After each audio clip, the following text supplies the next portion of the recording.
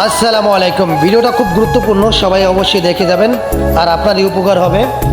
2 দিন আগে আমার একটা ভাই আমার সাথে কাজ করে, তাকে একটা মেয়েদের নাম্বার দিয়ে মানে পিক লাগাইয়ে তাকে অনেকবার ফোন দিয়েছে ইমোতি।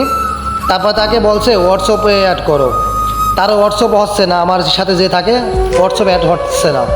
তারপরে সেইখান থেকে একটা কোড দিয়েছে, বলছে এই কোডটা দিলে হোয়াটসঅ্যাপ আপনি পাবেন। আমার সে ভাইটা করছে কি, ওই যে পিনকোডটা দিয়েছে হোয়াটসঅ্যাপে ওইটাই ও বসানোর পরে কিছুক্ষণ পর দেখে তার ইমো নাই, ইমো চলে গেছে। তারপর আমার কাছে আসলো যে ভাই এই কাহিনী।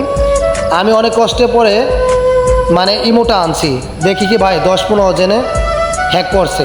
আমি বললাম তোমার আত্মীয় স্বজনে ফোন দিয়ে সবাইকে বলো আগে এই নাম্বারটা ব্লক করতে, নাহলে ব্ল্যাকমেল করবে, অনেক টাকা পয়সা যাবে, উল্টো পাল্টা অনেক কিছু বলবে।